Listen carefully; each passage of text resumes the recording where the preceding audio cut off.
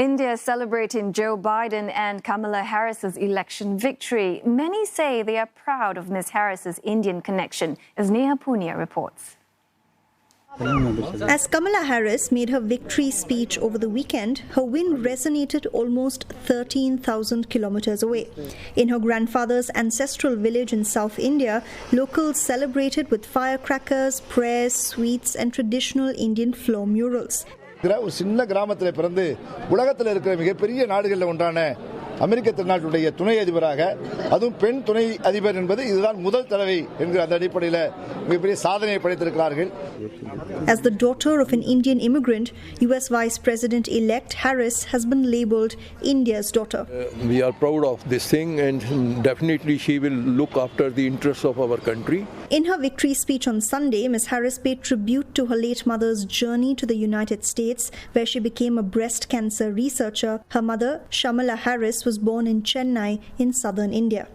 And to the woman most responsible for my presence here today, my mother, Kamala Harris, who is always in our hearts. When she came here from India at the age of 19, she maybe didn't quite imagine this moment. But she believed so deeply in an America where a moment like this is possible. Throughout the campaign trail, Ms. Harris spoke often of her India connection.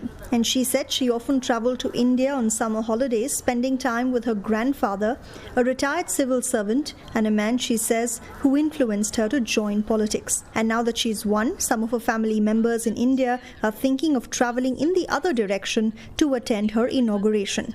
And in fact, I told Kamala the day before when she called me, look, you are going to win. So when your niece becomes the vice president, obviously you feel very proud.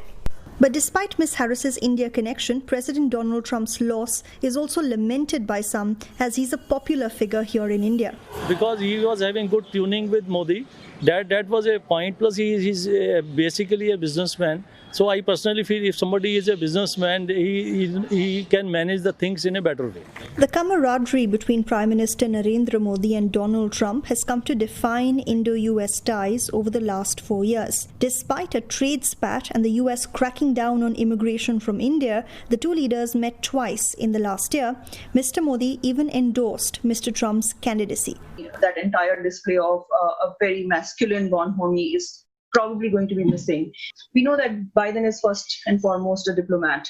His entire career has been hinged around this whole idea and notion of diplomacy, where personality is not really something that matters.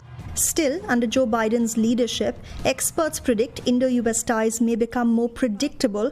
Trade and immigration could also benefit. But from India's perspective, addressing the China question will be priority.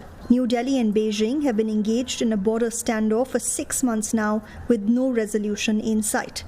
If and when they come to these talking terms regarding certain aspects of Asia-Pacific, about South Asia, it becomes important to see how they prioritize India's presence. Prime Minister Modi has congratulated President-elect Biden, calling his win spectacular, and he says Ms. Harris's success is path-breaking. But Ms. Harris has criticized the Modi government on the revocation of Kashmir's special status in the past, and friction is likely on the issues of alleged human rights violation and the crackdown of dissent here in India, areas that Donald Trump chose to ignore almost entirely. Neha Punia, CNA, New Delhi.